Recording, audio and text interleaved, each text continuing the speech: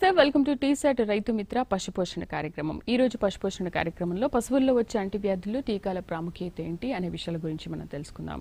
దీని గురించి వివరించడానికి మన స్టూడియోలో ఉన్నారు ఉప సంచాలకులు TSVBRA హైదరాబాద్ నుంచి జి సునీత గారు. దీనికి సంబంధించి ఎటువంటి సందేహాలున్నా కూడా స్క్రీన్ పైన కనబడుతున్న నెంబర్స్ కి కాల్ చేసి మీ డౌట్స్ ని క్లారిఫై చేసుకోవచ్చు. నమస్తే అండి, వెల్కమ్ టు అవర్ స్టూడియో. ముందుగా అసలు అంటువ్యాధులు అంటే ఏంటి, దీని ప్రాముఖ్యత ఏంటంటారు? అంటువ్యాధులు మామూలుగా లివింగ్ ఆర్గానిజమ్స్ అంటే బతుకున్న వైరస్ కానీ బ్యాక్టీరియా కానీ పారాసైట్స్ ఫంగస్ వీటి వలన వచ్చే జబ్బుల్లో కొన్ని వ్యాధులు వేరే యానిమల్స్కి, ఒక పశువుకి వస్తే వేరే పశువుకు కూడా అంటుకుంటాయి. వీటిని అంటువ్యాధులు అంటారు. ఏదైతే లివింగ్ ఆర్గానిజమ్స్తో వచ్చే ప్యాథోజెనిక్ ఆర్గానిజమ్స్తో వచ్చే వాటిని ఇన్ఫెక్షియస్ డిసీజెస్ అంటారు. వాటిల్లో కొన్ని మట్టుకు వేరే పశువులకి వ్యాప్తి అవుతాయి. వాటిల్ని అంటువ్యాధులు అంటారు. ఇది మామూలుగా ఎలా వ్యాప్తి చెందుతాయి వేరే పశువుల్లో అంటే డైరెక్ట్ కాంటాక్ట్.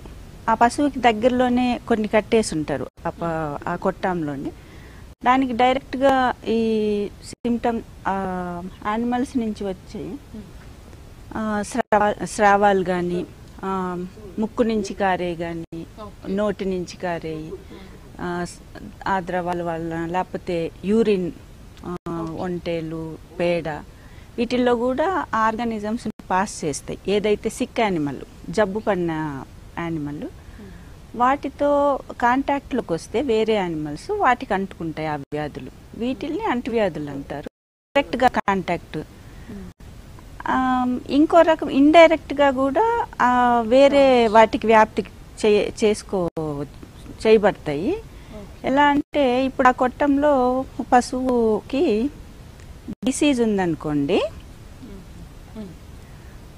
దాన్ని వేరే కొట్టంలో కట్టేస్తే వేరే పశువులు వచ్చి ఆ కొట్టంలో వచ్చి ఉంటే ఆల్రెడీ ఆ ఫీడ్ అది తిన్నప్పుడు దాని నుంచి కారే ఆ ఫీడ్కి వాటర్కి కంటామినేట్ అయ్యి వేరే పశువులు వచ్చి సేమ్ వాటర్ని ఫీడ్ని తిన్నప్పుడు వాటికి కూడా అంటుకొని వాటికి కూడా జబ్బు వస్తుంది.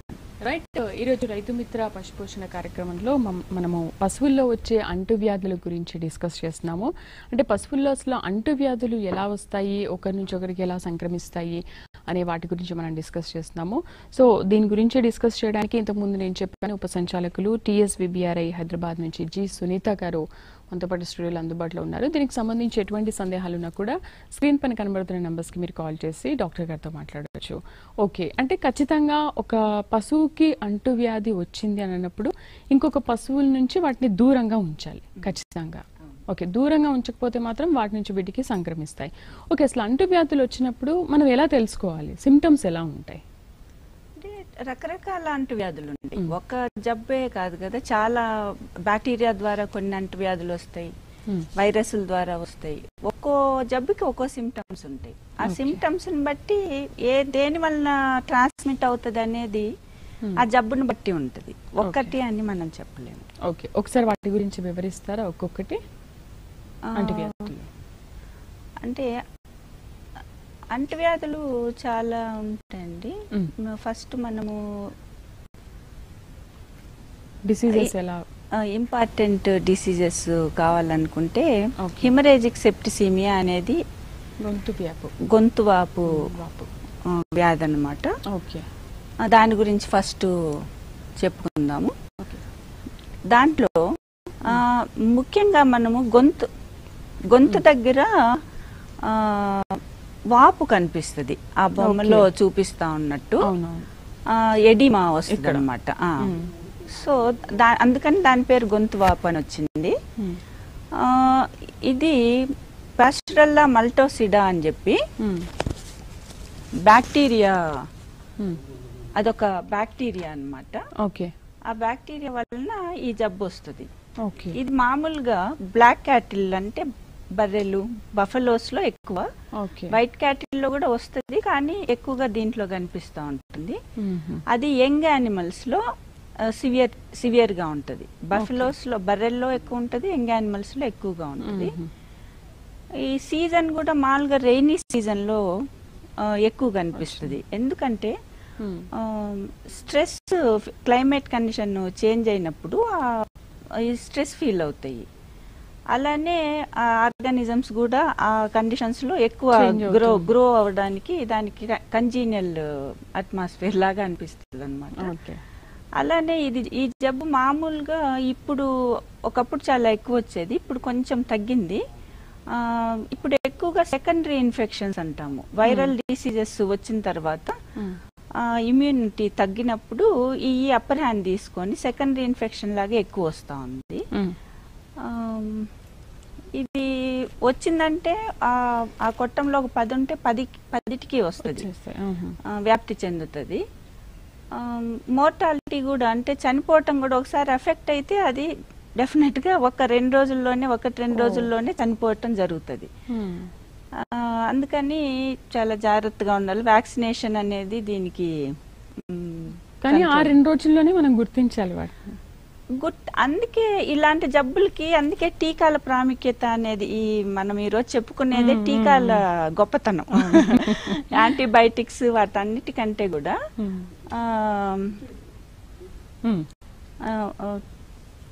టీకాలు బెటర్ అన్నమాట. టీకాలు వేస్తేనే ఆ రైతుకి లాభము. వచ్చిన తర్వాత ట్రీట్మెంట్ చేసుకున్నా అంటే ట్రీట్మెంట్ చేసినంత అన్ని రోజులు బతకవయ్యి కొన్ని డిసీజెస్. ట్రీట్మెంట్ చేసినా కూడా దానికంటే ఒక టైం ఉంటుంది కదా, ఆ టైం వరకు మనం వెయిట్ చేయాలి. ట్రీట్మెంట్ స్టార్ట్ చేసిన ట్రీట్మెంట్ సిమ్టమ్స్ వచ్చిన తర్వాతనే మనకి అర్థం అవుతుంది అది జబ్బు పట్టిందని, లేకపోతే మనకి అర్థం కాదు. సో ఇది వితిన్ ఫ్యూ డేస్ 1-2 days లోనే చనిపోతుంది. కాబట్టి మనం ఇది చాలా ఇంపార్టెంట్ డిసీజ్ కింద కన్సిడర్ చేస్తాం. కంట్రోల్ పరంగా రైతుకి చాలా నష్టం కూడా జరుగుతుంది కాబట్టి. ఓకే, ఏదైనా కూడా అంటే ఇప్పుడు బ్లాక్ అండ్ వైట్ వాటిల్లో కూడా, అంటే బ్లాక్ వాటిల్లో ఎక్కువ వస్తుంది అంటున్నారు కదా, వచ్చేటప్పుడు మనం తీసుకోవాల్సిన జాగ్రత్తలు ఏంటంటే అసలు ఎలా తీసుకోవాలి? వచ్చిన తర్వాత దీన్ని ప్రివెంట్ చేయటం కష్టం అండి. యాంటీబయాటిక్స్ అది వాడొచ్చు, ఇమ్మీడియట్ గా గనక వాడితే తగ్గే అవకాశం ఉంది. కానీ అది పని చేయవు, వితిన్ 1-2 days అది చనిపోతాయి. సో ట్రీట్మెంట్ చేయటం చాలా కష్టం వీటికి, హెచ్ఎస్ వచ్చిన వాటికి. యాంటీబయాటిక్స్ వాడుకోవచ్చు, మనం ముందుగా ఏం గుర్తించలేమంటారా? సడన్ గా వచ్చేస్తుంది. ఓకే, కానీ సడన్ గా వచ్చినప్పుడు పశువులు అలా మరణిస్తే కూడా కొంచెం ఇబ్బంది, చాలా ఇబ్బంది కదా రైతుకి. అదే జీవనాధారం ఉంటుంది. అందుకని వ్యాక్సినేషన్ అనేది చాలా ఇంపార్టెంట్ అండి. ఓకే, ఈ వ్యాక్సినేషన్ ప్రక్రియ అసలు ఏంటంటారు, ఎలా ఇవ్వాలి ఏంటి?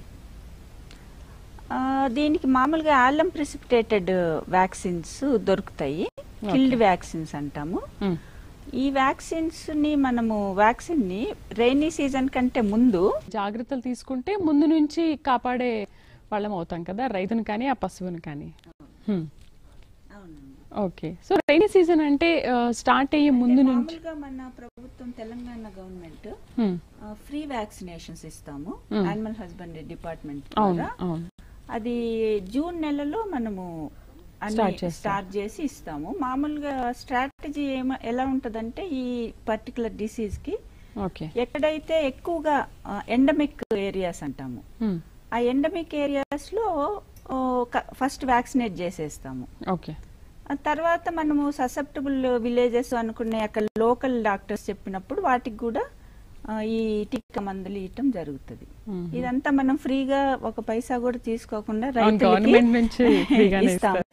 సర్వీస్ కానీ వ్యాక్సిన్ కానీ అన్ని ఫ్రీగా. కాకపోతే అది మనం ముందుగా తెలుసుకోవాలి. అయినా ఇప్పుడు ఈ రోజుల్లో రైతులందరికీ ఈ విషయాలు బాగా తెలుసుంటాయి కదా, అవేర్నెస్ వచ్చింది కదా. ఇది జబ్బు వచ్చిన తర్వాత చేసుకోకూడదమ్మా. వ్యాక్సిన్ అనేది ఎప్పుడన్నా ప్రివెంటివ్. కంపల్సరీగా జబ్బు వచ్చినా రాకపోయినా మనం వ్యాక్సిన్ వేసుకుంటేనే దాంట్లో యాంటీబాడీస్ డెవలప్ అయ్యి ఆ యానిమల్ నిజంగా జబ్బు వచ్చినప్పుడు యాంటీబాడీస్ ని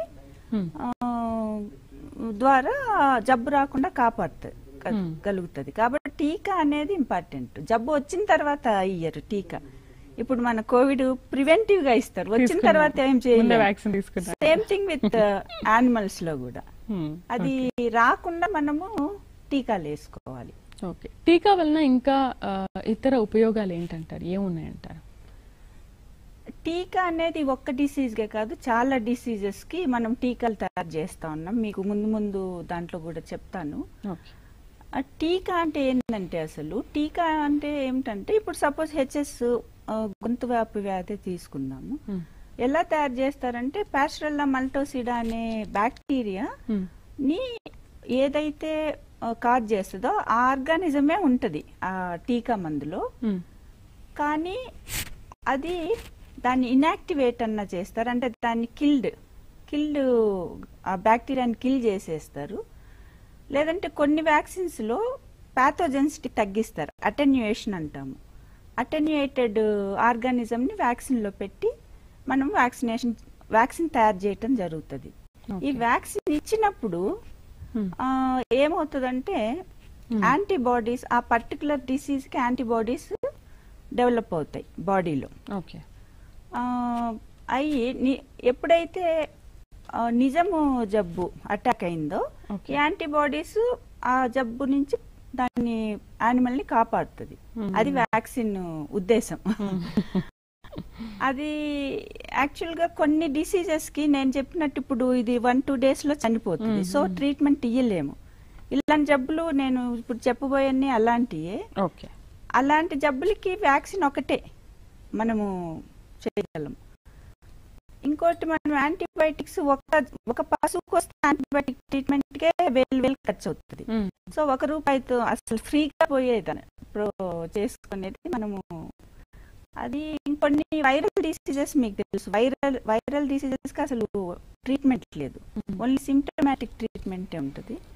అలాంటప్పుడు కంపల్సరీగా టీకా మందే దానికి సరైన ఇది. బ్లాక్ వాటర్ కాజ్ చేసే ఆర్గానిజం స్పోర్ ఫార్మింగ్ ఆర్గానిజం అన్నమాట. అదేమవుతుంది, స్పోర్స్ ఫామ్ అయ్యి అక్కడ ఆ మట్టిలో ఉండిపోయి సంవత్సరాల తరబట్టి ఆ ఏరియాలో బతికుంటుంది ఆ స్పోర్స్. సో ఎప్పుడు అయినా కానీ వేరే యానిమల్ వచ్చినప్పుడు అక్కడ ఆ ఏరియాలో కనుక తింటాము అలా చేసినప్పుడు దానికి అంటుకుంటుంది. ఇప్పుడు ఈ బొమ్మలో ఈ ఏరియాలో సపోజ్ ఒక బిక్యూ వచ్చిన యానిమల్ చనిపోయింది అనుకోండి, ఈ ఏరియాలో అన్ని స్పోర్స్ ఉండిపోతాయి ఇక్కడ ఈ సాయిల్లో. ఈ వచ్చి తింటే వీటికి వచ్చేస్తాయి. ఓకే, ఇంతకుముందు అంటువ్యాధుల ప్రాముఖ్యతతో పాటు వాటి రకాలు అసలు ఏమేమి ఉంటాయి, ఎలా వస్తాయని చెప్పి దాన్ని కంటిన్యూ చేయండి ఒకసారి. మనము జబ్బవాపు గురించి మాట్లాడుకుంటా ఉన్నాం కదా, దానికి కూడా అది కూడా చాలా ఫ్యాటల్ డిసీజు. ఒకసారి వచ్చిందంటే తొందరగా చనిపోతాయి కూడా. సో దానికి కూడా టీకా మందు చాలా ఇంపార్టెంట్. టీకా లేపించుకోవాలి జబ్బవాపుకి కూడా. అది కూడా మనము 3 ml సబ్క్యూటేనియస్ ఇంజెక్షన్ మామూలుగా 6 నెలలకే పైబడిన వాటికి మనము వేయాలి. టాప్స్కి 6 months తర్వాత వేయాలి, చిన్నవాటికి అవసరం లేదు. ఇది యంగ్ అంటే అరౌండ్ 9 months నుంచి 24 months లోపల ఉన్న కాఫ్స్కి ఎక్కువ వస్తుంది. బేబీస్ కాబట్టి young immune system general babies అని కాదు, అప్పటికి డెవలప్ అవుతుంది. జనరల్గా ఇమ్యూన్ సిస్టమ్ యంగ్ మరి 3-4 months వాటికి తక్కువ ఉంటుంది, ఓల్డ్ వాటికి కూడా తక్కువ ఉంటుంది. ఇమ్యూన్ సిస్టమ్ డెవలప్ కాదు మధ్యలో. కానీ ఇది యాక్చువల్గా ఈ బీక్యూది చాలా హెల్దీగా ఉన్నోటికి వస్తుంది. ఎందుకంటే అది మజిల్స్ కండరాల్లో మల్టిప్లై అవుతుంది అనమాట. బాగా కండలు పట్టిన వాటిలోనే ఈ డిసీజ్ కనిపిస్తుంది. సో దానికి కూడా టీకా మందులు వేసుకోవాలండి. తర్వాత ఇంపార్టెంట్ డిసీజ్ యాంథ్రాక్స్ గురించి చెప్పుకుందాము. ఈ యాంథ్రాక్స్ అనే దాన్ని దొమ్మ రోగం అంటారు తెలుగులో. ఇది కూడా ఇందాక బీక్యూ మనము ఆర్గానిజం లాగా ఇది కూడా స్పోర్స్ ఫామ్ చేస్తుంది. ఈ ఆర్గానిజం కూడా ఇవన్నీ చాలా తెలివికలే అనమాట. టు సర్వైవ్ ఎక్కువ రోజులు అది సర్వైవ్ కావడానికి దాని స్పోర్ లాగా మారి ఉంటుంది. ఇది కూడా సాయిల్లోనే ఉంటుంది. సో ఎప్పుడైతే ఈ యానిమల్స్ స్పోర్స్ లోపలికి వెళ్ళి అది ఇంకా మామూలు అంతకు ముందులాగే అది యాక్టివేట్ అయ్యి జబ్బు కలగజేస్తారు. రైతులు ఎవరు కూడా వాటిని బయటికి పంపించకుండా బయటికి తినకుండా ఏమేమి ఉంచారు కదా, ఖచ్చితంగా బయటకు పంపిస్తూ ఉంటారు. అవి తిన్నా కూడా వాటిని ఆపలేరు కదా వీళ్ళు కూడా. అందుకే అది ఆపలేరు కాబట్టి వ్యాక్సిన్ వేసుకొని ఆ జబ్బు రాకుండా మనం ప్రివెంట్ చేసుకోవాలి, జాగ్రత్త పడాలి. బయటకు వెళ్తే ప్రాబ్లం ఉండదు. ఓకే. అంటే దీనికి టీకా వేస్తే ఒక పశువుకి టీకా వేస్తే ఆ పశువుకే కాదు పక్కనున్న పశువులకు కూడా మంచిదే, దానివల్ల వేరే వాటికి వ్యాప్తి చెందదు. రైతుకు మంచిది, పశువులకు కూడా మంచిది. టీకాలు చాలా కంపల్సరీగా వేయించుకోవాలి. ఈ యాంథ్రాక్స్ అనేది జూనోటిక్ డిసీజ్ కూడా మనుషులకు కూడా వస్తుంది. మీకు తెలిసి ఉంటుంది యాంథ్రాక్స్ అని పేరు అప్పుడు. సో కాబట్టి మనుషులకు కూడా మంచిదే, ఒకవేళ దీనికి వ్యాక్సిన్ వేయించుకుంటే వాటికి కూడా రాదు. ఇది మామూలుగా హెవీ రైన్స్ అప్పుడు ఇందాక చెప్పినట్టు డాట్ కండిషన్స్ లో ఆ స్పోర్స్ అలా బయటకు వచ్చి అప్పుడు అవి తిన్నప్పుడు ఎక్కువగా ఈ జబ్బు కనిపిస్తూ ఉంటుంది. దీంట్లో కూడా సడన్ డెత్, నెక్స్ట్ డే చనిపోయి ఉంటాయి. రైతుకి బాగానే ఉంటాయి, నెక్స్ట్ డే చనిపోయి ఉంటాయి. దీన్ని ఎలా గుర్తించాలి అంటే ఒక్కొక్క జబ్బుకి ఒక్కొక్క టిపికల్ సిమ్టమ్స్ ఉంటాయి. ఇప్పుడు దీనికి చనిపోయిన వెంటనే న్యాచురల్ ఆర్ఫైసెస్ అంటాం, ముక్కు రంధ్రాలు, మూతి, ఇట్లా ఇయర్స్, యానస్, అక్కడి నుంచి రక్తము కారుతుంది అనమాట, బ్లడ్ యూజ్ అవుతా ఉంటుంది. సో అది టిపికల్ సిమ్టమ్ ఆఫ్ యాంథ్రాక్స్. అలా ఉంటే ఒక్కోసారి ఆ సిమ్టమ్స్ లేకుండా కూడా ఉంటాయి. సడన్ డెత్ ఎప్పుడైతే కూడా మనం అది యాంథ్రాక్స్ అనే మనం సస్పెక్ట్ చేసి దాన్ని మనం టెస్ట్ చేయించుకోవాలి. కొద్దిగా ఒక బ్లడ్ స్మియర్ చేసి చూస్తే ఆర్గానిజమ్స్ కనిపిస్తాయి, లోకల్ డాక్టర్స్ కి అర్థమవుతుంది, రైతులు చేయలేరు. సో అది కనుక యాంథ్రాక్స్ అయితే దాన్ని ఎలా దాని బరియలు చాలా ఇంపార్టెంట్ అనమాట. యాంథ్రాక్స్ జూనోటిక్ డిసీజ్ కాబట్టి దాన్ని ఒక 7-8 ఫీట్ల లోతు గుంత తీసి దాంట్లో బరి చేయాల్సి వస్తుంది. ఫారిన్ లో అక్కడైతే ఇన్సినరేషన్ అంటారు, కాల్ చేస్తారనమాట. సో దట్ స్పోర్ట్స్ మొత్తం పోతాయి.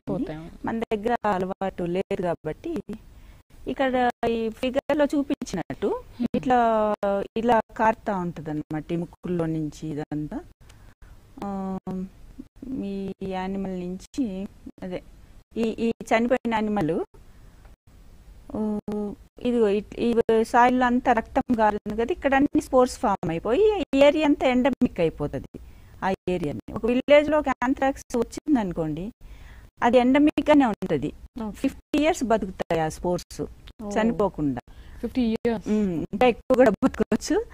సో అందుకని చాలా కేర్ఫుల్ గా ఉండాలి. ఎప్పుడైతే ఇలాంటి డిసీజ్ కి ఈ ముక్కులు చెవులు అన్ని మూసేసి ఎక్కడైతే రక్తం కారుతుందో వెంటనే మనం ప్లగ్ చేసేయాలి, లేదంటే అంత ఆ ఏరియా ఇన్ఫెక్ట్ అయిపోతుంది. బిఫోర్ మనం బరి చేయకముందే చనిపోయిన వెంటనే కారుతా ఉంటుంది కాబట్టి. సో అది యాంథ్రాక్స్ లో అలా జరుగుతుంది. దీని కంట్రోల్ దీనికి కూడా ఎక్సెప్ట్ వ్యాక్సినేషన్ మనం ఏం చేయలేము, ఎందుకంటే వితిన్ 24 hours లో చనిపోతాయి. అది సో దీనికి కూడా ఒక మంత్ అంటూ ఉంటుందా? ఈ మంత్ లో ఈ యాంథ్రాక్స్ ఇదే చెప్పాను కదా, ఎప్పుడైతే రైనీ ఫ్లడ్స్ వచ్చినాయి అనుకోండి, ఎప్పుడైతే స్పోర్స్ పైకి వస్తాయో సాయిల్ లో, ఆ కండిషన్స్ లో యానిమల్స్ తింటాయి కదా, అప్పుడు లోపల పోయి వస్తాయి. ముందే వేయించాలి. ఎప్పుడైనా ఇవన్నీ ఒక ప్రోగ్రామ్ ఉంటుందండి, మీకు చెప్తాను. ఆ ప్రోగ్రామ్ ప్రకారం ఇప్పుడు చిన్న మన మనుషుల చిన్న పిల్లలప్పటి నుంచి కంటిన్యూస్ చేస్తా పోతారు కదా, అలానే యానిమల్స్ కూడా ఉంటది. అలా వేసినప్పుడే డిసీజెస్ రావు. రైట్, నెక్స్ట్ చెప్పండి. దీనికి స్పోర్ వ్యాక్సిన్ ఉంటుంది, లైవ్ వ్యాక్సిన్ అనమాట. ఈ స్పోర్స్ ఫామ్ అవుతాయి కదా, స్పోర్ వ్యాక్సిన్ చేస్తారు కానీ అది పాథోజెనిక్ స్పోర్స్ కాదు, వేరే నాన్ పాథోజెనిక్ స్పోర్స్ ఉపయోగించి వ్యాక్సిన్ చేస్తారు. సో దాన్ని వ్యాక్సిన్ వేస్తారు.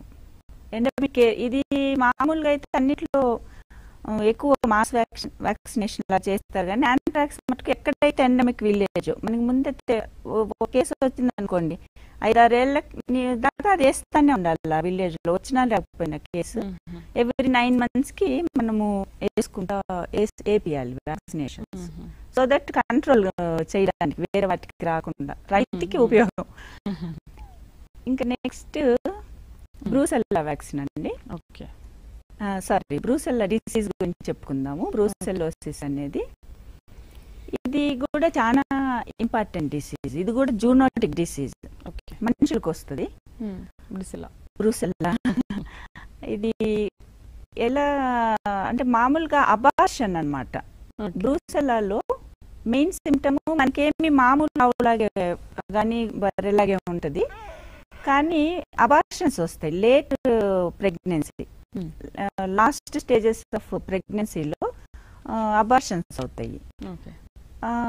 దాంతోపాటు రీటైన్ ప్లాసెంటా అంటారు, అంటే ప్లాసెంటా కాఫ్తో పాటు పడుతుంది కదా, పడకుండా లోపలే ఉండిపోవటం, అలాంటి కాంప్లికేషన్స్ ఉంటాయి దీంట్లో. మనము సీరం తీసి టెస్ట్ చేపిస్తే మనము ఉందా లేదా, ఆ జబ్బు ఉందా లేదా అనేది. ఇది క్రానిక్ డిసీజ్, బ్రూసెల్లా ఏదో ఒక రోజు వచ్చిపోయేది కాదు, ఇట్స్ క్రానిక్ డిసీజ్. అది వచ్చిందంటే ఇంకా తగ్గదు, యానిమల్ చావదు కానీ తగ్గదు, కానీ అందరికీ వ్యాప్తి చేస్తూ ఉంటుంది. సో ఇక్కడ చూపించినట్టు ఎలా ట్రాన్స్మిషన్ అవుతుంది బ్రూసెల్లా అనేది.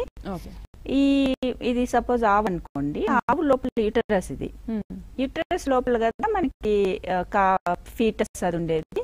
యూటరస్ లో మెయిన్ ఎక్కువ ప్రొలిఫరేట్ అవుతాయి ఈ బ్యాక్టీరియా. సో ఈ బిడ్డ ఇదేమంటారు కాఫ్ ఫీటస్ కూడా ఫుల్ ఆఫ్ బ్యాక్టీరియా ఉంటుంది. ఇది అబార్షన్ అయిపోతుంది లేట్ ప్రెగ్నెన్సీలో. అబార్షన్ ఇలా వచ్చినప్పుడు ఇది డెడ్ ఫీటస్, ఇది ప్లాసెంటా అనుకోండి. అప్పుడు మిగతా ఆవులు పక్కన ఉన్న ఆవులు పోయి వాసన చూడటమో ఇట్లా నాకటమో చేస్తాయి. చేసినప్పుడు వీటికి దీంట్లో ఉన్న బ్యాక్టీరియా దీనికి వచ్చేస్తుంది. సో ఇలా ఇది కూడా ఇన్ఫెక్ట్ అయిపోతుంది. ఇది డైరెక్ట్ కాంటాక్ట్ అన్నాను కదా, డైరెక్ట్ గా ఇలా కూడా కావచ్చు, ఇండైరెక్ట్ గా దీంట్లో ఈ యూరైన్ డిశ్చార్జెస్ ఉంటాయి. అది కానీ మిల్క్ కూడా, ఇప్పుడు ఈ బ్రూసెల్లా ఇన్ఫెక్టెడ్ కౌ నుంచి వచ్చే మిల్క్ కూడా బ్రూసెల్లా ఉంటుంది. Even human beings without pasteurisation అంటాం కదా, హీట్ చేయకుండా తాగితే మనుషులకు వచ్చేస్తుంది అలాంటి పాలు తాగితే. అలానే ఈ పాలతో చేసే చీజ్ కానీ బటర్ కానీ వాటన్నిటి ద్వారా కూడా మనుషులకు వచ్చే అవకాశం ఉంది. సో ఇది జూనోటిక్ అన్నమాట, ఇలా వీటి నుంచి మనుషులకి వస్తుంది, అలానే పశువులకు కూడా వస్తుంది. అలానే సపోజ్ ఇది లైవ్ ఉందా, ఇది సపోజ్ బతికింది అనుకోండి అబార్షన్ కాకుండా, అప్పుడు కూడా ఛాన్స్ ఉంటుంది. ఈ పాలు తాగితే ఈ పిల్ల చిన్న కాఫ్స్ పాలు తాగుతాయి కదా, పాల ద్వారా కూడా ఆ కాఫ్ కి అంటుకుంటది.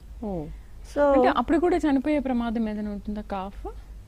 ఇవి చనిపోవు, ఈ డిసీజ్ లో వాటికేం కాదు, ఓన్లీ స్ప్రెడ్ చేసుకుంటా పోతుంటాయి, అబార్షన్స్ అవుతాయి అంతే తప్పితే డెత్ ఉండదు. సో అలానే దీనికి బుల్స్ ద్వారా కూడా దీనికి ట్రాన్స్మిట్ అవుతుంది. మెయిన్ గా మనుషుల్లో ఎవరికి ఎక్కువ వస్తుంది అంటే ఇప్పుడు వెటనరీయన్స్, అలాంటి వెటనరీయన్స్ కానీ అటెండర్స్, ఇది కింద ఇది చేసింది క్లీన్ చేస్తారు కదా, ఎవరో ఒకళ్ళు హ్యాండిల్ చేస్తారు కదా, వాళ్ళకి ఏమైనా కట్ కానీ అలా ఉంటే వచ్చేస్తుంది. ఈవెన్ ఈ వెటనరీయన్స్ కూడా లోపల ప్రెగ్నెన్సీ డయాగ్నోసిస్ అది ఇది చేసినప్పుడు, ఈవెన్ డిస్టోకి అది ఉన్నప్పుడు వెటనరీయన్స్ కూడా చాలా మంది వెటనరీయన్స్ బ్రూసెల్లాతో ఎఫెక్ట్ అయిన వాళ్ళు ఉన్నారు. సో ఇంత ఇంపార్టెంట్ డిసీజ్ కాబట్టి మన భారత ప్రభుత్వము ఒక స్కీమ్ పెట్టారు, ఒక స్కీమ్ కాదు, ఇట్స్ ప్రోగ్రామ్. అదేంటంటే బ్రూసెల్లా NADCP అంటే national animal disease control programme అని, దాని కింద FMD బ్రూసెల్లా అని 2 డిసీజెస్ ని వాళ్ళు ఎన్నుకున్నారు. బ్రూసెల్లా ఎందుకు ఎన్నుకున్నారు మీకు అర్థమై ఉంటుంది, ఇంపార్టెంట్ డిసీజ్. సో దాంట్లో ఏం చేస్తారంటే 4 to 8 months ఉన్న ఫీమేల్ కాఫ్స్, ఓన్లీ ఆడ కాఫ్స్ కి 8 నెలల లోపు, 4 నుంచి 8 నెలల లోపు ఫీమేల్ కాఫ్స్ కి వ్యాక్సినేషన్ చేస్తారు. ఎందుకంటే పెద్దవాటి ఇది కూడా లైవ్ వ్యాక్సిన్. ఈ పెద్దవాటిలో చేస్తే ఈ అబార్షన్స్ అవి అవుతాయి కాబట్టి చిన్నప్పుడే చేసేస్తే అది లైఫ్ లాంగ్ ప్రొటెక్షన్ ఉంటుంది అన్నమాట. అది ఒక ప్రెస్టీజియస్ ప్రోగ్రామ్ లాగా గవర్నమెంట్ ఆఫ్ ఇండియా టేకప్ చేశారండి లాస్ట్ 2020 నుంచి. మొన్న few months back vaccination programme కూడా జరిగింది అన్ని ఫీమేల్ కాఫ్స్ కి. ఇవన్నీ ఫ్రీగా మన గవర్నమెంట్ కాబట్టి ఎవ్రీథింగ్ ఈజ్ ఫ్రీనే, borne by central government. Serological negative వాటికే వేయాలి, సీరం తీసుకొని టెస్ట్ చేసి బ్రూసెల్లా నెగిటివ్ ఉన్న కాఫ్స్కే వేయాలి, అన్నిటికీ ఇవ్వకూడదు. ఓకే. పాజిటివ్ ఉన్న వాటికి ఇచ్చి వేస్ట్, నెగిటివ్ అన్నమాట. నెగిటివ్ ఉన్నట్టు. ఓకే. ఇంకా బ్రుసెల్లా గురించి చెప్పారు, అంటే దాన్ని టెస్ట్ చేసిన వాళ్ళకి కానీ అక్కడ క్లీన్ చేసిన వాళ్ళకి కానీ, మరి వీళ్ళకి రాకుండా మనం ముందుగా జాగ్రత్త తీసుకోవచ్చు. ఒకవేళ వచ్చిన తర్వాత పరిస్థితి ఏంటంటారు? ఏం చేయలేమా? వస్తే చాలా కష్టం. It's chronic disease. అంటే antibiotics, heavy doses of antibiotics తీసుకోవాల్సి వస్తుంది. ఓకే. తీసుకున్నా కానీ చాలా మంది సఫర్ అవుతా ఉంటారు. మామూలుగా మనకి హ్యూమన్ బీయింగ్స్ లో బ్రూసెల్లోసిస్ వస్తే వెన్నెముక బ్యాక్ పెయిన్ వస్తుంది. ఆ బ్యాక్ పెయిన్ మామూలుగా వేరే కాజెస్ అన్ని టెస్ట్ చేయించుకుంటారు ఎక్సెప్ట్ బ్రూసెల్లా. లాస్ట్ కి ఎవరో కొందరికి అవేర్నెస్ ఉంటుంది బ్రూసెల్లా వలన బ్యాక్ పెయిన్ వస్తుంది అని చెప్పి. ఎప్పుడు చేయించుకుంటే అప్పుడు తెలిసి తర్వాత యాంటీబయాటిక్స్ హెవీ డోసెస్ ఇస్తారు. ఈవెన్ ఆడపిల్లలు అయితే అబార్షన్స్ కూడా కావచ్చు, అట్లా ప్రాబ్లమ్స్ ఉంటాయి. అంటే rare, very rare, but probability ఉంది. కొంచెం జాగ్రత్తగానే ఉండాలి. అందుకే మేము గ్లౌజ్ వేసుకొని చేయాలి. పీడీ ప్రెగ్నెన్సీ డయాగ్నోసిస్ కానీ ఏదైనా హ్యాండిల్ చేసేటప్పుడు ఈ రిప్రొడక్టివ్ డిసీజెస్ అప్పుడు వెటర్నరీయన్స్ కంపల్సరీగా ప్రొటెక్టివ్ వేర్ వేసుకోవాలి. ఖచ్చితంగా ప్రొటెక్టివ్ వేర్ వేసుకొని చేయాలి, లేకపోతే వస్తుంది. రైట్. తర్వాత ఏం చెప్తున్నారు? తర్వాత ఇంకొక important disease foot and mouth disease అండి. ఓకే. ఇది హైలీ కంటాజియస్, అంటే ఎయిర్ బోర్న్. ఇక్కడ ఒక యానిమల్ ఉంటే వేరే ఎన్నో కిలోమీటర్స్ దూరంలో ఉన్నట్టుకి కూడా అంటుకుంటుంది. ఎయిర్ బోర్న్ అనమాట. ఎయిర్లో ఇక్కడ తుమ్మితే అది ఎయిర్లో ఎట్టుకుంటే అక్కడ దాక్కపోతుంది. So very dangerous disease. And here also నీకు ఇది డెత్ ఉండదు, కానీ ప్రొడక్షన్ లాసెస్ ఉంటాయి. అది ఇంకెందుకు పనికిరాదు. ఒకసారి ఎఫ్ఎండి వచ్చిందంటే మిల్క్ ఇయ్యదు, మీటు ఏమీ ఉండదు. సో ఇది కూడా చాలా యానిమల్స్ లో వస్తుంది. దీనికి కూడా వ్యాక్సినేషన్ ఉంది. దీనికి సెవరల్ స్ట్రెయిన్స్ ఉన్నాయి, 7 స్ట్రెయిన్స్ ఆఫ్ వైరస్. ఇది వైరల్ డిసీజ్ అన్నమాట ఎఫ్ఎండి. దాన్ని గాలుకుంటూ వ్యాధి అంటాం తెలుగులో. మన ఇండియాలో 4 స్ట్రెయిన్స్ ఉన్నాయి, మామూలుగా 7 ఉన్నాయి. వరల్డ్ వైడ్ డిసీజ్ ఇది. వరల్డ్ వైడ్ చాలా ఇంపార్టెన్స్ ఉన్న డిసీజ్. మన దగ్గర ఎఫ్ఎండి ఫ్రీ అయితే మన కంట్రీ ఎక్స్పోర్ట్ చేయొచ్చు. ఎఫ్ఎండి ఉన్నంత కాలము అసలు ఎక్స్పోర్ట్ చేయడానికి బీఫ్ కానీ మెనీ కంట్రీస్ తీసుకోవు, ఎందుకంటే దాని ద్వారా వాళ్ళకి ట్రాన్స్మిట్ అవుతుందని చెప్పి. ఆ విధంగా కూడా మనకి చాలా లాస్ జీడిపిలో. ఫస్ట్ దీనికి ఏముంటుందంటే హై ఫీవర్ వస్తుంది, డల్గా ఉంటుంది. తర్వాత స్లోగా ఇక్కడ సొంగ వైట్ ఇట్లా కారుతా ఉన్నట్టు సెకండ్ డేకి కనిపిస్తుంది. సెలైవేషన్ అంటాం దాన్ని. తర్వాత రోజుకి ప్రొఫ్యూజ్ ఎక్కువ వచ్చేస్తుంది. ఈ స్టేజ్ లో నీకు పక్కన ఉన్న వాటికి కూడా సెకండ్ డేకే అంటుకుంటుంది. ఎక్కువ టైం ఏమి ఇయ్యదు, వెరీ ఫాస్ట్ గా వచ్చేస్తుంది. సో ఈ వీటిల్లో ఈ చొంగ ఇలా కారడానికి కారణం ఏంటంటే ఈ నోటి లోపల ఇది ఈ నాలిక అన్నమాట. ఇది మౌత్ లో నాలిక, ఇలా బ్లిస్టర్స్ వస్తాయి. ఏమంటారు తెలుగు, ఇట్లా బ్లిస్టర్స్ తెలుగులో ఏమంటారు తెలియదు, బ్లిస్టర్స్ వస్తాయి. ఆ బ్లిస్టర్ అంటే ఒక వెసికల్స్. తర్వాత అది తీసేసి అది ఇలా పీల్ ఆఫ్ అయిపోయి ఇలా దీని అల్సర్ అంటారు. ఇలా ఫామ్ అవుతుంది. ఇది పైన ఊడిపోయి ఈ ఎంటిక మీద ఇలా నాలుక మీద ఇలా ఉంటే అసలు తినలేవు కదా. తర్వాత ఇది కూడా అయ్యే బొమ్మలు. ఇదేమో గమ్ము మీద కూడా వచ్చినాయి, అట్లా అలా వస్తుంది. టీట్స్ అడ్డర్ ఉంటుంది కదా, పాలు ఇచ్చే అడ్డర్ మీద కూడా ఈ లీజన్స్ వస్తాయి. ఇది కాలు మధ్యలో, ఈ 2 హూవ్స్ మధ్యలో కొరోనరీ బ్యాండ్ అంటారు. ఇక్కడ కూడా వచ్చి నడవలేవు. ఇంకా ఇదేమో మాస్టైటిస్, నడవలేవు అనమాట. ఇది కూడా సేమ్ ఫుట్ లీజన్స్ అంటాము. సో ట్రాన్స్మిషన్ ఇది ఎలా అంటే చెప్పాను కదా, ఎయిర్ బాన్, ఈ బ్రీత్ లో నుంచి ఎయిర్ లో నుంచి డైరెక్ట్ గా పక్కన ఉన్న వాటికి అంటుకుంటది. దాంతోపాటు అక్కడికి వచ్చిన వెహికల్స్ కానీ ఏమొచ్చినా కానీ అక్కడి నుంచి వేరే చోటుకి నుంచి ట్రాన్స్మిట్ అవుతా ఉంటుంది. ఇదే కాదు, ఏదైనా అదే అలానే అవుతాయి.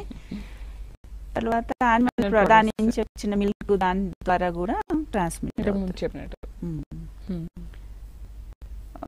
దీని మెయిన్ ఎందుకు అంత ఇంపార్టెన్స్ ఇస్తా ఉన్నామంటే, దీంట్లో మోర్టాలిటీ డెత్ ఎక్కువ ఉండదు, కానీ మిల్క్ ఇయ్యదు. ఇంకా పర్మనెంట్ గా మిల్క్ లాస్ ఉంటుంది. పెట్టుకొని ఏం లాభం, మా యానిమల్ వేస్ట్ కదా రైతుకి. అలానే వెయిట్ ఉండదు. పోనీ బీఫ్ అమ్ముతాము అని అనుకుంటే కూడా దాంట్లో తీసుకుంటారు, ఏముండదు. కండ వెరీ వీక్ అయిపోతుంది, ఎమాసిపేటెడ్ అయిపోతుంది, వెయిట్ లాస్ ఉంటుంది. ఇంకోటి ఏంటంటే హీట్ ని తట్టుకోలేవు. వాటిని ప్యాంటర్స్ అంటారు. మామూలుగా మనం చల్లగా ఉంటే మన బాడీ వేడయ్యి కంట్రోల్ అవుతా ఉంటది అనమాట. అలా కంట్రోల్ సిస్టమ్ ఉంటది, అది లాస్ అవుతుంది ఈ యానిమల్స్ లో. అందుకని కొంచెం ఆయాసపడతా అలా ఉంటాయి, కొద్దిగా వేడి వస్తే అట్లా. సో దీనికోసం మన government of India FMD control programme అని 2009లో స్టార్ట్ చేసింది. 4లోనే 2 జిల్లాల్లో స్టార్ట్ చేసింది, మెదక్ అండ్ రంగారెడ్డి. అంటే మొత్తం పాపులేషన్, ఆల్ క్యాటిల్ పాపులేషన్ ని మనము వ్యాక్సినేషన్ చేసేస్తాము 2 సార్లు, 6 నెలలకు ఒకసారి, సంవత్సరంలో 2 సార్లు చేస్తాం. ఎందుకంటే ఆ వ్యాక్సిన్ యాంటీబాడీస్ ఓన్లీ 6 నెలలే ఉంటాయి. సో దట్ మళ్ళా చేస్తాం. యాంటీబాడీస్ ఉన్నంత కాలము మనకి డిసీజ్ రాదు. ఏదైనా వైరస్ వచ్చినా ఆ యానిమల్ ప్రొటెక్ట్ చేస్తూ ఉంటుంది. కాబట్టి ఇది మన ఉద్దేశం ఏంటంటే, గవర్నమెంట్ ఉద్దేశం 2025 నుంచి 2030 లోపల మొత్తం ఎరాడికేట్ చేసేయాలి, కంట్రోల్ చేసేయాలి మన దేశంలో అనేది ఉద్దేశం అన్నమాట. దానికోసం ఇది ఎప్పటి నుంచి టేకప్ చేస్తారు. Every year crores of rupees పెట్టి మనం వ్యాక్సిన్స్, అంటే ఇది గవర్నమెంట్ లో చేయటం లేదు, FMD వ్యాక్సిన్ మేము చేయటం లేదు, TSVBRA. సో ప్రైవేట్ ఫార్మ్స్ నుంచి తీసుకొని మనం ఫ్రీగా సప్లై చేస్తాం ఫార్మర్స్ కి. ఓకే. కానీ ఇవన్నీ మీరు ఇన్ని రకాల అంటువ్యాధులు వాటిలో ఉన్న ప్రాముఖ్యత గురించి చెప్తున్నారు కదా, అంటే ఇవన్నీ కూడా బాగా ఫేస్ చేస్తున్నారంటారా పశువుల విషయంలో వస్తే రైతులు?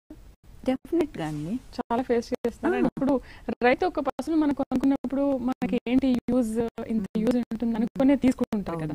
మీరు ఇంతకు ముందు చెప్పినట్టు కాళ్ళల్లో కానీ నోట్లో కానీ అలాంటి వచ్చినప్పుడు వెయిట్ తగ్గిపోయినప్పుడు ఇంకా పశువు వేస్టే కదా మనకి. సో ఎంత రేషియో వరకు ఉంది అంటారు FMDనా? FMD అనేది నేను చెప్పాను కదా, 2004లో స్టార్ట్ చేసాం మనం వ్యాక్సినేషన్ చేయటము. FMD కంట్రోల్ ప్రోగ్రామ్ అప్పుడే స్టార్ట్ అయింది. అప్పటి నుంచి ఇప్పటి వరకు, అప్పటి నుంచి యాక్చువల్ గా 2004లో ఇనీషియల్ గా స్టార్ట్ చేసి కొన్ని జిల్లాలకి ఇస్తా వచ్చారు. 2009 నుంచి అన్ని జిల్లాలకి ఇవ్వటం స్టార్ట్ చేశారు వ్యాక్సినేషన్. సో 2009 నుంచి ఇప్పుడు దాకా కంటిన్యూస్ గా చేస్తానే ఉన్నాము. FMD చాలా తగ్గిపోయింది. ఓకే, చాలా అంటే కొన్ని ఇయర్స్ నుంచి లేదు మన దగ్గర. అయితే లాభపడుతున్నారు డెఫినెట్ గా. కానీ కొందరు కోఆపరేట్ చేయరు. ఈ వ్యాక్సిన్స్ వలన మెయిన్ రైతులకు అవగాహన లేక, వ్యాక్సిన్ అనేది చెప్పాను కదా, మన ఆర్గానిజం ఏదైతే డిసీజ్ కాజింగ్ ఆర్గానిజం ఉంటుందో దాని ద్వారానే చేస్తాం. కాబట్టి 1 రోజు 2 రోజులు కొద్దిగా జ్వరం రావటము, మిల్క్ తగ్గటము అలాంటివి జరుగుతాయి వ్యాక్సిన్ ఇచ్చినప్పుడు. అది చూసి ఆ టెంపరీ 1 రోజు మిల్క్ లేకపోతే ఆయనకి ఎంత లాస్ అవుతుంది కదా, అందుకని భయపడి చేపించుకోరు, ముందుకు రారన్నమాట. వీళ్ళకి ఇంత అవేర్నెస్ ఉండదు కదా, రైతులకి ఇంత ప్రాబ్లం అవుతుంది అనేది వాళ్ళకి, అన్లెస్ వాళ్ళకి జబ్బు వస్తేనే అర్థం అవుతుంది. అది ప్రాబ్లము. మనది ఎడ్యుకేటెడ్ కంట్రీ కాదు. సో కొంచెము వ్యాక్సినేషన్ చేసేటప్పుడు మా వాళ్ళు చాలా చెప్తుంటారు, ఎంత బతిమలన్నా రైతులు చేపించుకోరు. అది ఒక ప్రాబ్లం ఉంది. అది కనుక అది కూడా మా వెటనరీయన్స్ పోయి వాళ్ళకి అవేర్నెస్ ఇచ్చి సాధ్యమైనంత వరకు అంతా కవర్ చేస్తూ ఉన్నారు. ఓకే, లంఫీ స్కిన్ గురించి.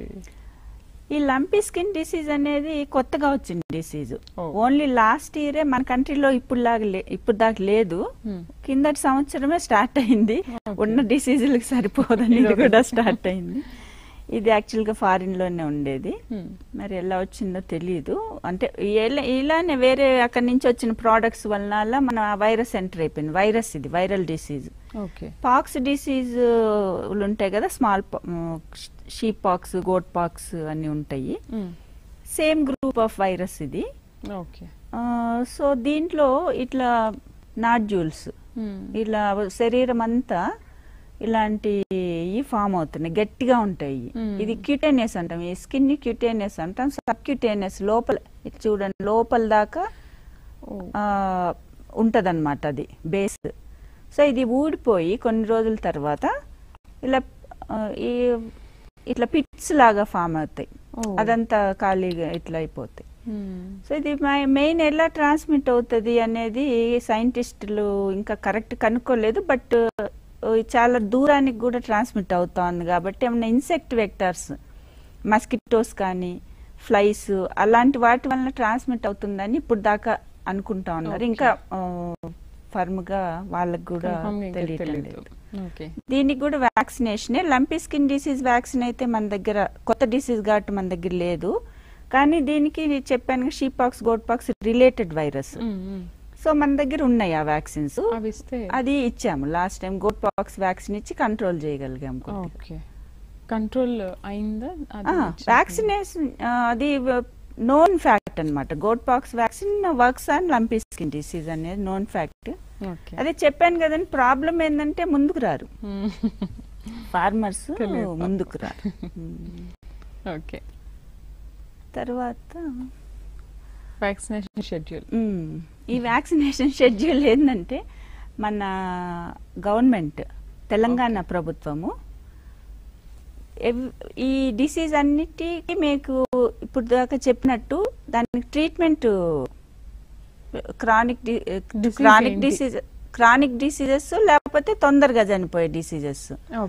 వీటికి ట్రీట్మెంట్ ఇచ్చేది కష్టము, లేకపోతే ట్రీట్మెంట్ ఇయ్యలేము తొందరగా చనిపోతే కాబట్టి. సో వ్యాక్సినేషన్ ఒక్కటే దీనికి చేయగలము. సో హెచ్ఎస్ అని ఫస్ట్ చెప్పాను కదా, గొంతు వ్యాపి వ్యాధి. అది రైనీ సీజన్ లో వస్తుంది. సో మనం రైనీ సీజన్ కంటే ముందే. ఎందుకు ముందే ఇవ్వాలంటే ఒక వ్యాక్సిన్ ఇచ్చిన తర్వాత ఇమ్యూనిటీ, యాంటీబాడీస్ డెవలప్ కావడానికి మినిమం 21 రోజులు పడుతుంది. సో అంతకంటే ముందు ఇస్తేనే నీకు ఇన్ఫెక్షన్ వచ్చినప్పుడు అది ప్రొటెక్ట్ అవుతుంది.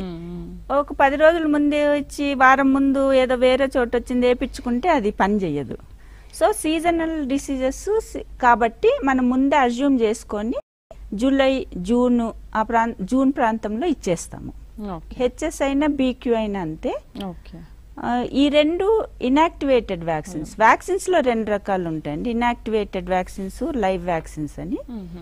ఇనాక్టివేటెడ్ వ్యాక్సిన్ అంటే organism, suppose HS caused by Pasteurella multocida అనే బ్యాక్టీరియా, దాన్ని ఇనాక్టివేట్ చేసేసి దాన్నే మనము వ్యాక్సిన్ ఇస్తాము బాడీలోకి. So it is nothing but Pasteurella multocida, కానీ చనిపోయిన బ్యాక్టీరియా అన్నమాట. సో యాంటీబాడీస్ ఏదైతే ప్రొడ్యూస్ అవుతాయో మీకు చూపించాలంటే టైం ఉంటే నేను చెప్తాను వ్యాక్సిన్ చేస్తే ఏమవుతుంది అనేది. ముందున్నాయి. అది మనము వ్యాక్సిన్ ఇచ్చినప్పుడు యాంటీబాడీస్ ప్రొడ్యూస్ అవుతాయి అన్నమాట. ప్రతి యానిమల్ కి మనకి నర్వస్ సిస్టము, సర్క్యులేటరీ సిస్టము, అవన్నీ సిస్టమ్స్ ఉంటాయి కదా, బ్రెయిన్, అవన్నీ సిస్టమ్స్, హార్ట్. అలానే ఇమ్యూనిటీ డెవలప్ చేయడానికి కూడా ఇమ్యూన్ సిస్టమ్ ఉంటుందండి. ఇమ్యూన్ సిస్టమ్ ఉంటుంది. ఆ ఇమ్యూన్ సిస్టమ్ లో పార్ట్స్ ఏంటంటే, ఇప్పుడు సర్క్యులేటరీ సిస్టమ్ లో బ్లడ్ వెజల్స్, హార్ట్ పార్ట్ కదా, అలానే ఇమ్యూన్ సిస్టమ్ లో బోన్స్ ఉంటాయి కదా, బోన్స్, ఎముక లోపల బోన్ మ్యారో ఉంటుంది. ఆ బోన్ మ్యారోలో తయారవుతాయి లింఫోసైట్స్. దాంతో పాటు థైమస్ అని ఒక గ్లాండ్ ఉంటుంది, దాంట్లో కూడా బి లింఫోసైట్స్, టీ లింఫోసైట్స్ ఉంటాయి. బ్లడ్ లోపల ఇదంతా ఇక్కడ ఉంది కదా, ఇదంతా లింఫ్ గ్లాండ్స్, లింఫాటిక్. ఈ lymph glands spleen, bone marrow, thymus ఈ ఇంపార్టెంట్ అన్నమాట.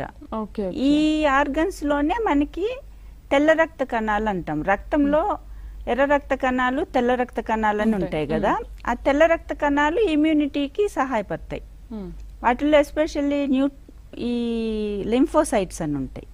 లింఫోసైట్స్ యాంటీబాడీస్ ని ప్రొడ్యూస్ చేస్తాయి అన్నమాట. బి లింఫోసైట్స్, టీ లింఫోసైట్స్ ఏమో సెల్ మీడియేటెడ్ ఇమ్యూనిటీ అని. మొత్తం మీద లింఫోసైట్స్ మనకి ఇమ్యూనిటీకి ఉపయోగపడతాయి. అదే ఒక్కసారి మనం వ్యాక్సిన్ ఇచ్చామనుకోండి, ఇచ్చిన తర్వాత ఇది బాడీ లోపలికి వెళ్తుంది కదా. ఇది యాంటీజెన్, సపోజ్ ప్యాస్ట్రల్ అని అనుకోండి. ఈ లింఫోసైట్స్ యాంటీబాడీస్ ఈ షేప్ లో ఉంటాయి. యాంటీబాడీస్ ని ప్రొడ్యూస్ చేస్తుంది. ఓన్లీ దీనికి స్పెసిఫికే. మళ్ళీ నువ్వు బీక్యూ దానికి ఈ యాంటీబాడీ పనిచేయదు, స్పెసిఫిక్ గానే ఉంటది. ఇది వచ్చినప్పుడు దీన్ని ఇట్లా చుట్టూ చేసేసి దీన్ని ఇన్యాక్టివేట్ చేయటం, కిల్ చేయటం చేసేస్తుంది. చేసిన తర్వాత గుర్తు పెట్టుకుంటది బాడీ సిస్టమ్. ఈ బ్యాక్టీరియా వస్తే మనము ఈ యాంటీబాడీస్ ని ప్రొడ్యూస్ చేయాలా అని గుర్తు పెట్టుకుంటది. సో నెక్స్ట్ టైం ఎప్పుడైతే సెకండ్ టైం వచ్చిందో అప్పుడు ఎక్కువ యాంటీబాడీస్ వచ్చి దాన్ని చంపేస్తాయి. సో దట్ మనకి డిసీజ్ రాదు. అదనమాట వ్యాక్సిన్ కాన్సెప్ట్. అలానే ఇది చూడండి, ఫస్ట్ మీకు చెప్పాను కదా, ముందు ఏదో 2 రోజుల ముందు వ్యాక్సిన్ ఇచ్చుకుంటే మనకి పని చేయదని చెప్పాను కదా. దానికి కారణం ఇది 0 డే అనుకోండి. మనం వ్యాక్సిన్ ఇచ్చిన అరౌండ్ 3-4 డేస్ తర్వాత స్టార్ట్ అవుతాయి యాంటీబాడీస్ ప్రొడ్యూస్ కావటం. 21 డేస్ కి పీక్ అవుతాయి, మళ్ళా కొంచెం పడిపోతాయి కొద్దిగా. యాక్చువల్గా అయితే ఫస్ట్ టైం వ్యాక్సినేషన్ చేసినప్పుడు బూస్టర్ వ్యాక్సిన్ అంటాము, సెకండ్ టైం చేయించుకోవాలి. ఆ బూస్టర్ వ్యాక్సిన్ ఇచ్చినప్పుడు మల్టీఫోల్డ్ చాలా ఎక్కువ యాంటీబాడీస్ ప్రొడ్యూస్ అవుతాయి. అవి తగ్గవు కూడా, అలానే ఉండిపోతాయి. ప్లస్ మెమరీ సెల్స్ లాగా కూడా మారుతాయి. సో దట్ వెన్ నిజమైన జబ్బు వచ్చినప్పుడు ఆ మెమరీ సెల్స్ ద్వారా తొందరగా యాంటీబాడీస్ ప్రొడ్యూస్ చేసి జబ్బు రాకుండా చేస్తుంది అనమాట. వ్యాక్సినేషన్ ఎందుకు ఇంపార్టెంట్ అంటే, మీకు చెప్పినట్టు ఇన్ఫెక్షన్, ఈ అంటువ్యాధుల్ని నివారించడానికి ఇదే ఏకైక మార్గము, ఇంకా మార్గమే లేదు. అలానే వైరల్ ఇన్ఫెక్షన్స్ కి అసలు మందులు లేవు. మందులు లేనప్పుడు రాకుండా చూసుకోవాలి కదా. వస్తే ఇంకా బతకొచ్చు, బతకపోవచ్చు. సో దానికి ఇదే మార్గము, టీకాలే. ఇంకోటి యాంటీబయాటిక్స్ యూస్ చేసి యాంటీబయాటిక్స్ ఎప్పుడో స్టార్ట్ అయినాయి పెన్సిలిన్ నుంచి. ఇప్పుడు penicillin first line of antibiotics పనిచేయటం మానేసి రెసిస్టెన్స్ డెవలప్ అవుతుంది అనమాట ఈ బ్యాక్టీరియాకి. ఇప్పుడు last line of second line, last line ఇస్తే గానీ తగ్గవు జబ్బులు, కొత్త యాంటీబయాటిక్స్ రావటంలో. సో ఏంటి పరిస్థితి, రేపు బ్యాక్టీరియల్ డిసీజెస్ వలన కూడా చనిపోయే పరిస్థితి. ఎందుకంటే యాంటీబయాటిక్స్ పనిచేయవు, రెసిస్టెన్స్ వచ్చేస్తా ఉంది. సో మనము జబ్బు తెచ్చుకొని యాంటీబయాటిక్స్ యూజ్ చేసి తగ్గించుకోవాలనుకోకుండా, జబ్బు రాకుండా ఎంతవరకు చేసుకోగలమో అంతవరకు చేసుకోవడానికి ఇది ఉపయోగపడుతుంది. మనం ముందు ప్రొటెక్షన్ చేయాలి. అలానే ఒకసారి జబ్బు వస్తే యానిమల్ ఎంత సఫర్ అవుతుంది, సఫరింగ్ కూడా మనం ప్రివెంట్ చేయగలుగుతాం. సో ఇవన్నీ వ్యాక్సిన్ యూజెస్, ఇంపార్టెన్స్. చాలా బాగా చెప్పారు, వ్యాక్సినేషన్ ఇంపార్టెంట్. ఎందుకంటే నేను VBRL ఇన్స్టిట్యూట్ లో పనిచేస్తాను, వ్యాక్సిన్ ఇన్స్టిట్యూట్. అందుకే మీరు బాగా చెప్పగలుగుతారు. ఓకే. సో ఇదంతా కూడా ప్రభుత్వం ఎప్పటికప్పుడు షెడ్యూల్ ప్రకారము వ్యాక్సినేషన్ ఇస్తూ ఉంటుంది. రైట్. చివరికి ఏం చెప్తున్నారు, ఎక్కడ ఉత్పత్తి అవుతున్నాయి ఏంటి ఈ టీకాలు? అది చెప్పాను కదా, నేను పనిచేసే చోటే Telangana state veterinary biological research institute అంటారు, VBRI మామూలుగా షార్ట్ ఫామ్ లో TSVBRI అంటాము. దాని గురించి ఇది ఈ ఫిగర్ లో చూపించినట్టు. ఓకే. ఇది production, vaccine production laboratory. Okay. ఇక్కడ శాంతినగర్ లో ఉంటుంది, ఇది మాసాబ్ ట్యాంక్ శాంతినగర్ లో. సో దీంట్లో ఇది 1944 లో ఎస్టాబ్లిష్ చేశారు, ఓల్డెస్ట్ ఇన్స్టిట్యూట్ ఇది. అప్పటి నుంచే వివిధ అంటే టెక్నాలజీస్ మారుతా వచ్చినాయి. వ్యాక్సిన్స్ టెక్నాలజీ మారుతుంది కదా, ప్రొడక్షన్ టెక్నాలజీ. కానీ 1944 లోనే సీరం ఇన్స్టిట్యూట్ అని పెట్టి తర్వాత VBRIగా మార్చారు. ఇప్పుడు ఈ మోడర్నైజ్ చేసాం. ఇప్పుడు చూసే ఈ బిల్డింగ్ మోడర్న్ బిల్డింగ్, పాతది కాదు, ఓకే, కొత్తది. Okay. 2010లో ఎస్టాబ్లిష్ చేసాము. ఓకే. సో మనది first institute in the state government sector over in India to get the drug licence. Okay. మన ప్రైవేట్ ఫర్మ్స్తో ధీటుగా మన స్టేట్ గవర్నమెంట్లో కూడా మన ఇన్స్టిట్యూట్ డ్రగ్ లైసెన్స్ ఇయర్ అనమాట. జిఎంపి అంటారు, గుడ్ మ్యానుఫ్యాక్చరింగ్ ఫెసిలిటీస్ ఉంటేనే drug licence. Drug licence New Delhi వాళ్ళు, మన స్టేట్ వాళ్ళు కాదు ఇచ్చేది. సో అది వచ్చింది మనకి, అదొక అచీవ్మెంట్. మనకి జిఎంపి సర్టిఫికేషన్ ఉంది, ఐఎస్ఓ సర్టిఫికేషన్ ఉంది మా ఇన్స్టిట్యూట్కి. ఇది మేము ప్రొడక్షన్ తో పాటు డిసీజ్ ఇన్వెస్టిగేషన్ కూడా చేస్తాం. ఇక్కడ ఏమన్నా జబ్బులు వస్తే ఇన్వెస్టిగేషన్ చేస్తాం కదా, అది కూడా ఇక్కడే చేస్తాం. ఓకే. ఫెసిలిటీస్ చూస్తాము అంటే ఇది బ్యాక్టీరియల్ వ్యాక్సిన్, ఇది ఈ వ్యాక్సిన్ ప్రొడక్షన్ లో యూజ్ చేసే ఎక్విప్మెంట్ అన్నమాట. ఇది మీడియా కావాలి, బ్యాక్టీరియా గ్రో చేయడానికి మీడియా కావాలి, మీడియాలోనే గ్రో అవుతాయి. సో అది ప్రిపరేషన్, మీడియా ప్రిపరేషన్ వెదల్. ఇది ఫర్మెంటర్, 1000 లీటర్ ఫర్మెంటర్. ఫోటోలో చిన్నగా ఉంది కానీ 1000 లీటర్స్ పడుతుంది. దీంట్లోనే గ్రో కావటము అంటే కంట్రోల్డ్ మెకానిజం, హ్యూమన్ టచ్ ఉండదు, మొత్తము మనము మెకానికల్ అన్నమాట, మెషిన్ లోనే చేసుకోవచ్చు. ఇది ఆటోమేటిక్ ఫిల్లింగ్ మెషిన్. ఆ బాటిల్స్ చూపించాను కదా, దాంట్లో వ్యాక్సిన్ తయారైనాక దాంట్లో ఫిల్ చేసేస్తుంది. సీలింగ్, ఫిల్లింగ్ ఆటోమేటిక్, లేబులింగ్ కూడా. ఇది ఆటోక్లేవ్స్ అని స్టెరిలైజేషన్ కి వాడతారు. ఈ కొన్ని ఫెసిలిటీస్, బాయిలర్ ఉంటది కదా, బాయిలర్ ద్వారానే స్టీమ్ వస్తుంది. ఇదేమో ల్యాబ్ లో మా veterinarians they are producing the vaccine. ఇవన్నీ చాలా ప్రొటెక్టివ్ గా ఉంది డ్రెస్సింగ్ అంతా. ఎందుకంటే మనకి మన ద్వారా వ్యాక్సిన్ లోపలికి ఏమి పోకూడదు, అవి కూడా మనకి రాకూడదు. Same both ways.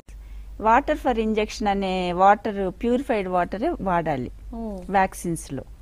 అంటే డిస్టిల్ వాటర్ వాటికంటే ఇంకా higher grade, ultimate last grade of water అన్నమాట. ఓకే. ఇక్కడ మేము ప్రతి సంవత్సరము 1 కోటి హెచ్ఎస్ వ్యాక్సిన్, 1.5 కోటి ఈటీ వ్యాక్సిన్, 25 లక్షల బీక్యూ, 3 కోట్లు పీపీఆర్, 2.5 కోట్లు షీపాక్స్, గోట్ పాక్స్, ఇవన్నీ ప్రొడ్యూస్ చేస్తాము. మన తెలంగాణ దాని పాపులేషన్ కి సరిపోయిన తర్వాత ఇంకా మిగిలితే వేరే స్టేట్స్ కి కూడా అమ్ముతా ఉన్నాము. మనకి ఫ్రీ, కానీ వేరే స్టేట్స్ కి అమౌంట్ తీసుకుంటారు. ఓకే. సో చివరిగా ప్రేక్షకులకి ఏం చెప్తున్నారు రైతు సోదరులకి? రైతు సోదరులకి నేను చెప్పే ఒకటే రిక్వెస్ట్ ఏంటంటే, ఇప్పుడు చెప్పిన అంటువ్యాధుల్లో ఏ వ్యాధి కూడా వచ్చిన తర్వాత కంట్రోల్ చేయటం చాలా కష్టము. Prevention is better than cure. అంటే రాకుండా చూసుకోవటం ఇంపార్టెంట్, వచ్చిన తర్వాత ఏం చేయాలి కాదు. రాకుండా చూసుకోవాలంటే టీకాలు వేయించుకోవటమే. ఈ టీకాలు ప్రోగ్రాము ఉంది, మీ అందరికీ తెలుసు. అక్కడ లోకల్ వెటనరియన్స్ అడిగినా కానీ వాళ్ళైనా చెప్తారు, మీకు ఫ్రీగా వ్యాక్సిన్ ఇస్తారు, వాళ్ళే వచ్చి వ్యాక్సినేషన్ చేస్తారు. మీరు అందరూ కోఆపరేట్ చేసి అన్ని యానిమల్స్కి వ్యాక్సినేషన్స్ వేయించుకొని మీ లైఫ్ స్టాక్ని ప్రొటెక్ట్ చేసుకోవాలని కోరుతున్నాను. రైట్ మ్యామ్, పశువుల్లో వచ్చే అంటువ్యాధులు, టీకాల ప్రాముఖ్యత, ప్రివెన్షన్ గురించి రైతు సోదరులకి చాలా చక్కగా వివరించారు. Thank you very much.